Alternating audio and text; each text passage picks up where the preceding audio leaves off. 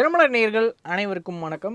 So இன்றைக்கி நம்ம முக்கியமான ஒரு ஜெர்மனி வர்சஸ் ஈக்குவடார் மேட்ச் பற்றி பார்க்க போகிறோம். ஈக்குவடார் வந்து விளிம்பில் இருக்காங்க எலிமினேஷனுக்கு. இந்த மேட்ச் ஜெயிச்சே ஆகணும். அப்போ தான் வந்து அவங்க அடுத்த ஸ்டெப்பே போக முடியும். ஏன்னா லாஸ்ட்டு 2 மேட்ச்சில் வந்து ஐவரி கோஸ்ட் கூட தோற்று போயிட்டாங்க. அதே மாதிரி 1-0 தோற்று போயிட்டாங்க. கேப் வெர்டே கூட ட்ராவ் ஆயிருக்கு. இப்போ இந்த மேட்ச் வந்து கன்ஃபார்மாக ஈக்குவடார் ஜெயிச்சா தான் அடுத்த ரவுண்டுக்கு வர முடியும். ஏன்னா ஈக்குவடார் டார்க் ஹார்சஸ் நம்ம பேசியிருந்தோம். ஸோ இந்த மேட்சை கம்ப்ளீட் நம்ம ப்ரிவ்யூ பண்ண போகிறோம். இதுக்கு ஃபுட்பால் எக்ஸ்பர்ட் கௌதம் நம்ம கூட இருக்கார். வணக்கம் கௌதம். வணக்கம். சரி, இப்போ இந்த ஜெர்மனி கூட ஆடுறதுங்கிறது இட்ஸ் நாட் ஈஸி. ஏன்னா அவங்க நல்ல ஃபார்மில் இருக்காங்க. குராக்கோவை நல்லா அடிச்சிருக்காங்க. அதுவும் இல்லாமல் ஐவரி கோஸ்ட் கூடயும் வந்து ஜெயிச்சிருக்காங்க. ஸோ அப்படி இருக்கும்போது இந்த ஜெர்மனி கூட ஈக்குவடார் வந்து ஜெயிப்பாங்களா மாட்டாங்களா? இது எவ்வளோ டஃப்பாக இருக்க போகுது ஈக்குவடாருக்கு? Ecuador most probably 85% to 95% eliminate தான் ஆயிருக்காங்க. ஏன்னா டிரா பண்ணாலும் 2 பாயிண்ட் தான் ஜெயிக்க முடியாது. அவர் என்ன ஃபார்வர்டு தான் வீக்கே தவிர டிஃபென்ஸு மிட்ஃபீல்டு எல்லாமே நல்ல ஸ்ட்ராங்காக வச்சுருக்காங்க. நல்ல டீம் பிளேஸ். ஆனால் என்ன பிரச்சனைனா அவங்க வந்து என்னதான் வச்சிருந்தாலும் கன்வர்ஷன் ரேட்னு ஒரு முக்கியமான விஷயம் இருக்கு. 15 ஷார்ட் ஆன் டார்கெட் வச்சிருந்தாங்க. ஆனால் பார்த்தீங்கன்னா 15மே சேவ். இது ரெக்கார்டு கொடுக்குற அளவுக்கு பண்ணியிருக்காங்க. பக்கத்துல போய் நேரா அடிக்கிறாங்களா? அடிக்கிறாங்கல்ல, எல்லாத்தையும் கோல் கீப்பர் நேராவே பிளேஸ்மெண்ட் பண்ணது. இன்னர் வேலன்சியா வந்துட்டு எக்ஸ்பீரியன்ஸ் பிளேயரு, பிரீமியர் லீக்லாம் ஆடி இருக்காரு. என்ன இப்படியெல்லாம் ரொம்ப மோசமாக வெளியே அடிக்கிறாரு. ஒன்னா கோல் கீப்பர்கிட்ட அடிக்கிறாரு. அவரை தூக்குனா தான் அடிப்பானுங்க போலிய கோல். அவங்க ஃபுல்லாக டிஃபெண்ட் பண்ணிட்டு இருக்காங்க. லாங் ரேஞ்ச் ஷாட்ஸ் தான் எடுக்கிறாங்க. நேரா லாங் ரேஞ்ச் ஷாட்ஸ் போகுது. மேபி அந்த 15 ஷாட்ஸ்ல ஒரு கிரெடிட் கொடுக்க சொன்னீங்கன்னா நான் அந்த கோல் கீப்பர் கிரெடிட்டே கொடுக்க மாட்டேன். அதுல வந்து ஒரு 2-3 சேவ் தான் இது. மற்ற எல்லாமே ஸ்ட்ரைட் டு ஸ்ட்ரைட். ஆக்சுவலா குராக்கோ கோல் கீப்பர் அவர் அதிக ரேட்டிங் சேவ் பண்ணதுக்காக. இவங்க அடிச்சது எல்லாமே நேர் ஷாட். ஒன்னு கூட கேப்ல அடிக்கல. கோல் கீப்பர் ஃபர்ஸ்ட் டெஸ்ட் பண்ணிரணும். டெஸ்டே நேரா அடிச்சிட்டு இருக்காங்க. அது போக என்னன்னா 15 சேவ் எடுத்திருக்காரு, நல்ல விஷயம் தான். ஒரு பட் ஆனா என்னன்னா அந்த லெவல் ஆஃப் டிஃபிகல்ட்டின்னு ஒன்னு பார்க்கணும். சோ வந்து அவங்க பிளேஸ் பண்ணிருக்கணும்.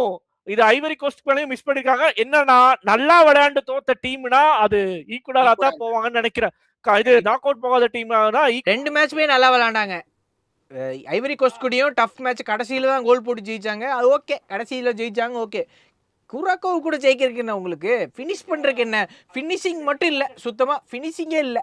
ஃபினிஷிங் இல்லைனா எப்படி கோல் போட முடியும், எப்படி ஜெயிக்க முடியும்? அதுதானே பிரச்சனையே. இப்போ என்னன்னா அவங்க ஸ்டாட்டிஸ்டிக்கலா ஹர்ட் ஆயிட்டாங்க. 18 மேட்ச்ல 5 கோல் தான் கொடுத்துருக்கோம். டிஃபென்சிவா இருந்தா போதும் ஜெயிச்சலான்ற போது நீங்க 3 மேட்ச் டிராப் பண்ணீங்கன்னா 3 பாயிண்ட் தான்.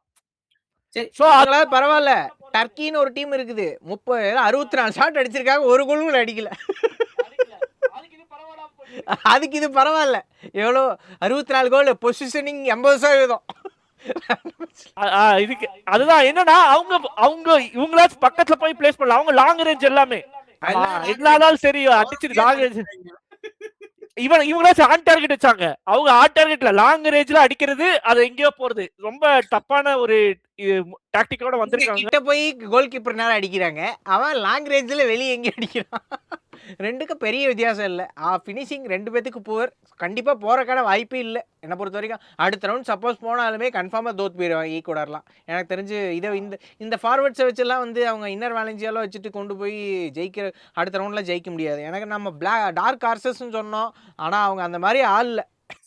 அது ஒரு சைடு இருந்தாலும் இப்போ என்னன்னா இப்போ டீம் பராகுவே பார்த்தீங்கன்னா ஃபர்ஸ்ட் மேட்ச் 4 கோல் தோத்தாங்க. ஆனா அடுத்த மேட்ச் 1 கோல் போட்டு இப்போ அவங்க குவாலிஃபை ஆகி ரேஞ்சில் இருக்காங்க. இவங்க 1 கோல் தான் விட்டாங்க. ஆனாலும் பாத்தீங்கன்னா இது எப்படி மாறிடுச்சுன்னு. சோ அப்ப என்னன்னா ஃபர்ஸ்ட் மேட்ச் அந்த நல்லா பர்ஃபார்ம் பண்றவங்களோட இது இல்ல, அடுத்தடுத்து எப்படி ரிட்டர்ன் ஆகுறங்கிறது தான் ஒரு முக்கியமான விஷயம் இருக்கு. இத்தனைக்கும் 45 நிமிஷம் ரெட் கார்டு கொடுத்து 40 நிமிஷம் ஒரு பிளேயர் இல்லாம விளையாண்டு டிஃபெண்ட் பண்ணியிருக்காங்க. அது வந்து இத்தனைக்கும் அது விளையாண்ட டீமு நல்ல டீமு. டர்க்கி கூட விளையாண்டு, டர்க்கி சூப்பர் பிளேயர்ஸ். எல்டிஸ் இருக்காரு, ஆர்டா கெய்லர் இருக்காரு, மிட்ஃபீல்டில் காலக்னன் இருக்காரு. எல்லாருமே ஸ்டார் பிளேயர்ஸ் அவர் டீமில். இவங்க எல்லாரும் அவங்கள டிஃபெண்ட். அது போக ஒரு ப்ராப்ளம் போயிட்டு இருக்கு. இந்த குரேசோவா மேல கோல் அடிக்காதனால ஃபேன்ஸ் எல்லாம் வந்து கோச் மேல ஒழுங்கான டாக்டிக்ஸ் பண்ணலாம் அப்படின்ட்டு ரொம்ப ஒரு ஆர்ப்பாட்டத்தில் இறங்கியிருக்காங்க. இது வந்து ஒரு தேவையில்லாத விஷயம். இந்த மாதிரி ஏன்னா அடுத்த மேட்ச்ல அவங்க என்ன ஹோப் கொடுத்து ஜெயிக்க தான் பார்க்கணும் முடியும். இந்த இது வந்து டீமோட பெர்ஃபார்மன்ஸை தான் கம்மி பண்ணும். இது ஈக்குவடாருக்கு அவங்க நாக் அவுட் போகாம திரும்பி ஈக்குவடார் போனா அங்கேயும் இன்னும் பிரச்சனைகள் வரதா செய்யும். என்னன்னா எல்லா இடத்தையும் அடிச்சு உடைப்பாங்க. அவங்க எல்லாம் வந்து ஃபுட்பால் வெறியர்கள். லாட்டின் அமெரிக்கா, நார்த் அமெரிக்காலாம் ஃபுட்பால் வெறியர்கள். கண்டிப்பா தோத்தா ஏதாவது பண்ணிருவாங்க. ஏன் நெறையா சில பிளேயர்ஸ் வந்து தோத்துட்டு போய் அங்க இறந்து போனவங்கலாம் கூட இருக்காங்கல்ல. கொலம்பியால ஒரு டைம் நடந்திருக்கு. ஒரு டிஃபென்ஸ் மிஸ்டேக்னால என்னாச்சுன்னா கொன்னுட்டாங்க. அப்பல்லாம் செக்யூரிட்டிலாம் இருக்காது. ஸோ கொன்னுட்டாங்க. ஸோ இத வந்து ஈக்குவலர் கொஞ்சம் சீரியஸா எடுத்து பண்ணணும் என்னங்கிறது கோச்சும் வந்து கரெக்ட்டா இது பண்ணணும். சரி இப்ப அது ஃபார்வர்ட்ல போக இன்னர் என்னன்னா, வேலன்சியா ஆடுவாரா மாட்டாரா? இன்னர் வேலன்ஸா விளையாடுவாரு. ஆனா அவர் தான் இருக்காரு. இன்னர் வேலன்ஸ் எல்லாம் கண்டிப்பா பிரெசியாடோ, இன்னர் வேலன்சியா, இல்ல அப்புறம் அவரு கோலே எஸ்டுபினான் போடலல்ல. அவங்க தான் எல்லாமே யூரோப்ல விளையாடுற பிளேயர்ஸ் தான் முக்கியமான பிளேயர்ஸ். சவுத் அமெரிக்கால விளையாடுற பிளேயர்ஸ் தான் அவங்க ரொம்ப முக்கியமான பிளேயர்ஸ். பேக்கோ, பென்ச்லயும் அவ்வளோ கைசைடோ ஸ்ட்ரென்த்தா இல்ல. எல்லாரும் நல்லாவா தான் விளையாண்டாங்க. ஆனா ஃபார்வர்ட்ல கோல் அடிக்கிற அளவுக்கு யாருமே அந்த ஃபினிஷிங் இல்ல நான் சுத்தமா. அதான் ஆனா நான் முன்னாடி ஒண்ணு சொல்லியிருப்பேன். Attack wins you matches, defence wins you டிராஃபிஸ்ன்னு சொல்லியிருப்பேன். பட் இவங்க ஆமா. டிஃபென்ஸ் இப்ப 3 மேட்ச் தான் இருக்கு. டிஃபென்ஸ் நல்லா தான் பண்றாங்க. பட் அட்டாக்ல வந்து ஒரு ஃபினிஷிங் பண்ணிட்டு நீங்க டிஃபெண்ட் பண்ணுங்க. ஆ அந்த ஒரு அதுதான் ஃபினிஷிங் பண்ணிட்டு நீங்க ஃபுல் மேட்ச் கிளியர் பண்ணி என்ன வேணாலும் பண்ணிக்கோ. அந்த ஆமா. ஒரு விஷயத்த ஏன்னா நீங்க 3 மேட்ச் டிராப் பண்ணாலும் ஒரு பாயிண்ட் தான். ஒன்னு ஜெயிச்சு, ஒன்னு டிராப் பண்ணி, இன்னொன்னு தோத்தா கூட அது பெரிய விஷயம் தான். சோ அதனால வந்து கால்குலேஷன் கரெக்ட்டா போட்டு ஈக்குவலா விளையாடணும். இப்ப ஜெர்மனி சைடு பாத்துருவோம். ஜெர்மனி சைடு பாத்தீங்கன்னா அவங்க 2 மேட்ச் ஜெயிச்சிட்டாங்க.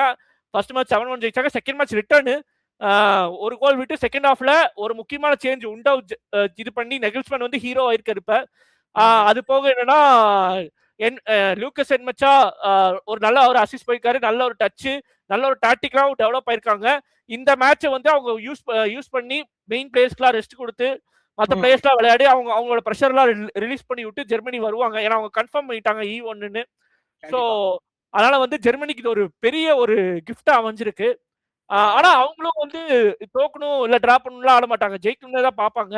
என்னன்னா ம். ஃபர்ஸ்ட் ஹாஃப்ல சப்ஸ்டிட்யூட் பிளேயர் வச்சு விளையாண்டுட்டு செகண்ட் ஹாஃப்ல மெயின் பிளேயர்ஸ கொண்டு வருவாங்கன்னு எக்ஸ்பெக்ட் பண்றேன். ஸோ ம். ஈக்குவலா இருக்க அவ்வளவு ஈஸியாலாம் இருக்க போறது கிடையாது. ம். ஓகே. இப்ப ஜெர்மனிங்கிறது நல்ல ஃபார்ம்ல இருக்காங்க. சூப்பரா ஆடுறாங்க. ஒன் ஆஃப் த ஃபேவரைட்ஸ்ன்னு நம்ம சொல்லியிருக்கலாம் ஆக்சுவலா. பட் அவங்க லாஸ்ட் 2 வேர்ல்டு கப்ஸ்ல ஆனத வச்சு நம்ம பெருசா கன்சிடர் பண்ணல. பட் இதுக்கப்புறமும் அவங்க ஃபேவரைட்ஸா இருப்பாங்க அப்படிங்கிற ஒரு இதுல தான் ஃபார்ம்ல தான் இருக்காங்க. கிரியேட் ஆயிட்டே இருக்கு. கிரியேட் கொஞ்சம் கொஞ்சமா அப்படியே மேல வர்றாங்க. ஃபேவரைட் லெவலுக்கு வந்துட்டாங்க கிட்டத்தட்ட. அப்போ இவங்க கூட எப்படி ஆடும்போது அந்த டீம் எப்படி இருக்க போகுது? எப்படி அந்த மேட்ச் பெர்ஃபார்ம் பண்றத பொறுத்து ஈக்வடார் உள்ள வருமா? இல்ல வந்து ஜெர்மனி அடுத்த ஸ்டேஜ் ஃபேவரைட்ஸ் லெவலுக்கு வருவாங்களாங்கிறது இந்த மேட்ச்ல நம்ம பார்த்துரலாம். ஸோ இதுல வேற என்ன விஷயங்கள்லாம் நம்ம கவர் பண்ண வேண்டியது இருக்கு? கம்ப்ளீட்டா கவர் பண்ணியாச்சா? இல்ல வேற ஏதாவது இருக்கா? மோஸ்ட் ப்ராபபிலி எல்லாமே கவர் பண்ணியாச்சு.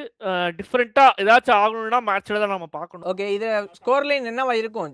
Germany, Ecuador. எனக்கு என்னமோ ஜெர்மனி செகண்ட் பிளேஸ் தான் இறக்குவாங்கன்னு தோணுது. 1-1 டிரா ஆக வாய்ப்பு இருக்கு. இல்ல 2-1 வின் அவ்வளவுதான். ஓகே. ஏன்னா ஈக்குவலா டிஃபெண்ட் தான் பண்றாங்க. ஜெர்மனியும் கீப்பர் நோயர்ல இல்ல செகண்ட் கீப்பரை இறக்குவாங்களான்னு தெரியல. ஏன்னா இது வரைக்கும் 2010ல இருந்து இன்னைக்கு வரைக்கும் செகண்ட் கீப்பர் நோயரே தான் நிக்கிறாரு. ஸோ ம். அதே ட்ரெண்ட் தான் ஃபாலோ பண்ணுவான்னு நினைக்கிறேன். ஸோ ஹை ஸ்கோரிங் கேமா இருக்க போறது கிடையாது. ம். அது போக என்னன்னா ஒன் கோ யங்ஸ்டர்ஸ் இறக்குவாங்கன்னு நினைக்கிறேன் ஜெர்மனில இருந்து. ஸோ 2-1, 1-1. எனக்கு என்னமோ ஆனா 1-0 இல்ல 2-1 அந்த மாதிரி ஜெர்மனி ஜெயிக்கிறதுக்கு தான் வாய்ப்பு இருக்கு. ஈக்வடார் ஏன்னா ஜெயிப்பாங்களா? கோலே போட மாட்டேங்கிறாங்க. ஏன் டிரா பண்றதுக்கு கூட வாய்ப்பு இருக்கு. ஆனா ஜெயிக்கிறதுக்கு எனக்கு தெரிஞ்சு ஈக்வடார் ஜெயிப்பாங்கன்றது எனக்கு சுத்தமா வாய்ப்பு இல்லைன்னு தோணுது. அநேகமா இந்த வேர்ல்டு கப் விட்டு ஈக்வடார் போயிடுவாங்கன்னு தான் எனக்கு தோணுது. ஸோ பொறுத்த வரைக்கும். சரி பார்ப்போம். மேட்ச் அப்ப என்ன எப்படி ஆடுறாங்க என்னன்றதை நம்ம பார்க்கலாம். சரி இதே மாதிரி நல்ல ரிவ்யூ நெக்ஸ்ட் டைம் சந்திப்போம். Until then, bye from Kapil Murugesh and Gautham.